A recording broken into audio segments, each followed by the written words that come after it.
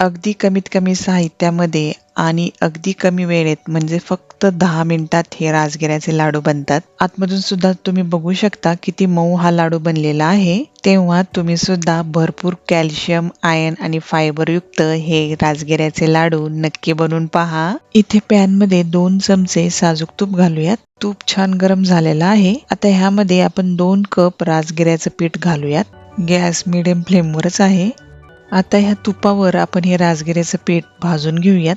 जवळजवळ एक 5 मिनिटं झालेली आहेत. आपण हे पीठ भाजतो आहोत. आता ह्यामध्ये आपण आणखीन 2 चमचे साजूक तूप घालणार आहोत आणि परत एक 5 मिनिटं आपण हे पीठ भाजून घेणार आहोत. ह्या पिठामधून छान खमंग असा वास यायला सुरुवात झालेली आहे आणि तुम्ही इथे बघू शकता पिठाचा कलर सुद्धा बदललेला आहे. म्हणजेच आपलं हे राजगिऱ्याचं पीठ छान खमंग असं भाजून झालेलं आहे. इथे हे अर्धा कप किसलेलं वाळलेलं खोबरं मी पॅनवर भाजून घेतलेलं आहे.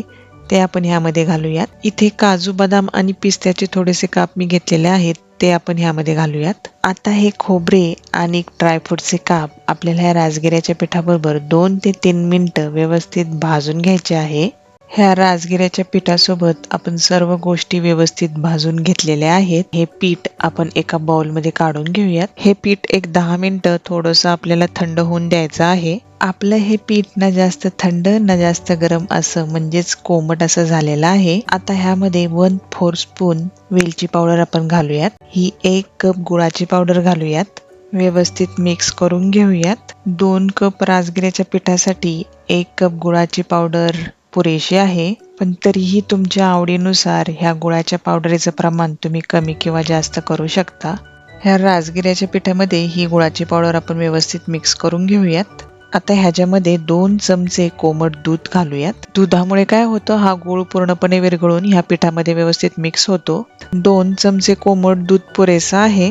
पण तुम्ही तुमच्या आवश्यकतेनुसार 1 ते 2 चमचे आणखी दूध ह्यामध्ये घालू शकता. आता आपण ह्याचे लाडू वळूयात. राजगिरा हा उपवासाला चालतो हे तुम्हाला माहिती आहेच, पण त्याचबरोबर राजगिऱ्यामध्ये मोठ्या प्रमाणावर प्रोटीन्स, कॅल्शियम, फायबर आणि आयर्न आहे. त्यामुळे हे लाडू नुसते उपवासासाठी नाही तर दररोज 1 लाडू जरी खाल्ला तरी तो शरीरासाठी फायदेशीर असाच आहे.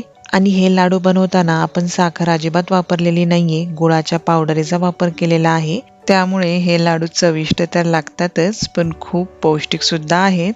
हे आपले एक्स्ट्रीमली हेल्दी असे राजगिऱ्याचे लाडू तयार आहेत. अगदी कमीत कमी साहित्यामध्ये आणि अगदी कमी वेळेत म्हणजे फक्त 10 मिनिटात हे राजगिऱ्याचे लाडू बनतात. आतमधून सुद्धा तुम्ही बघू शकता किती मऊ हा लाडू बनलेला आहे.